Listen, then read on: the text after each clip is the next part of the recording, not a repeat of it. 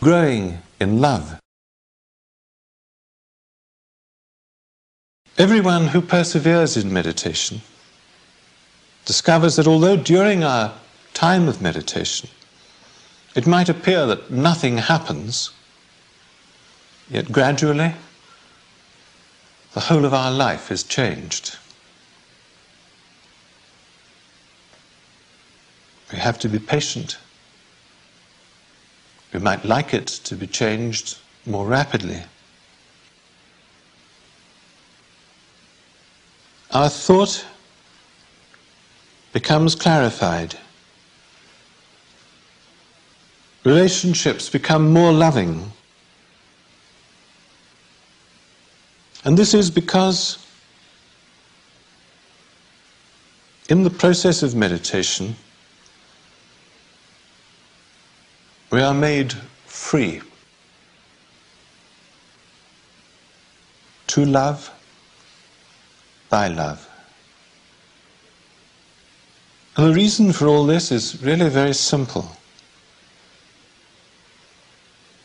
When we meditate, not only do we stand back from the individual operations of our being, but we begin to learn to find a wholly new ground to stand on. We discover a rootedness of being. And the rootedness is not just in ourselves, but we discover ourselves rooted in God. Rooted in God, who is love. The peace, the stillness, and the harmony that we experience in meditation becomes the basis for all our action. All our judgments are now illumined, inspired by love, because we know that that love is the very ground of our own being. And all this because we learn the courage to take the attention of ourselves. We learn to stop thinking about ourselves. And we learn to allow ourselves to be still, to be silent. And in that stillness and silence, we find ourselves in God, in love. What I think you'll find is that the experience itself is self-authenticating. That you'll just find that the more you meditate, the more your day seems to come into shape.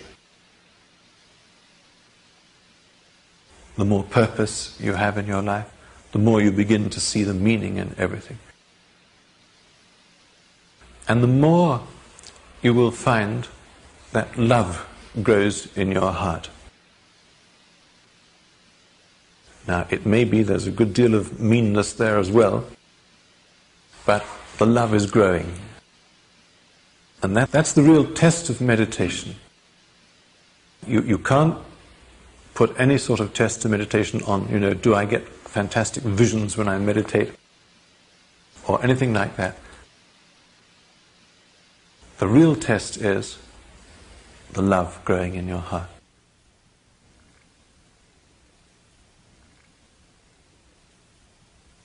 A couple of years ago, a man came to our Monday evening group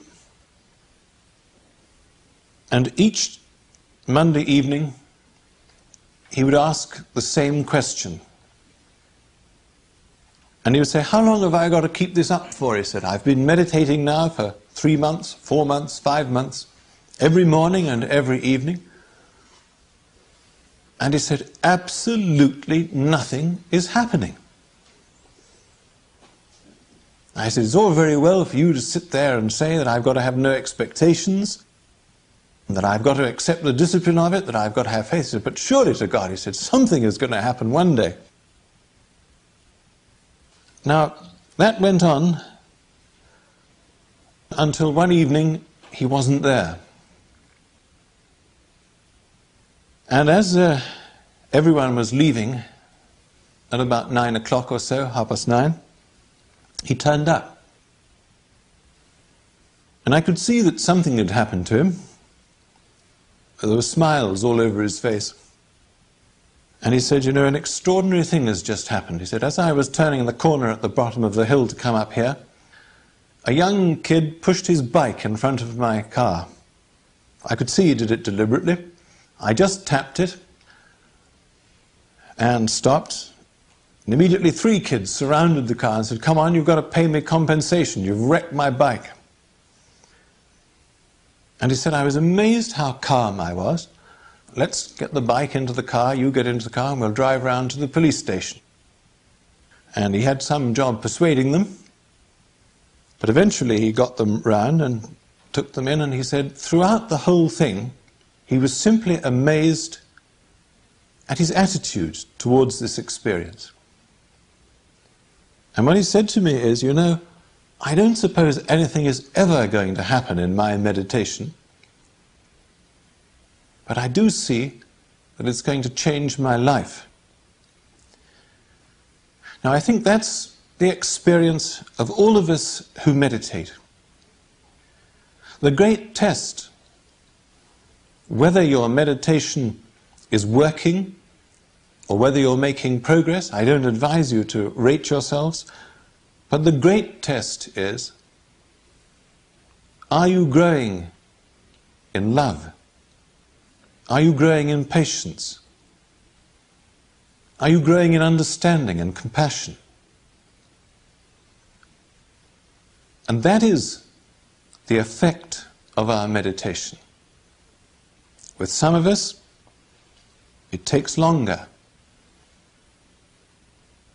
With some of us, the end of egoism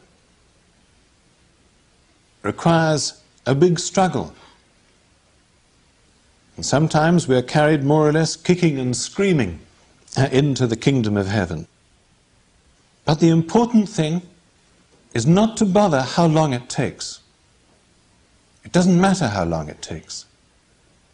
The only thing that matters, and the thing that I wish I could communicate to every one of you here this evening, the only thing that matters is that we are on the journey. And the journey is a journey away from self, away from egoism, away from selfishness, away from isolation.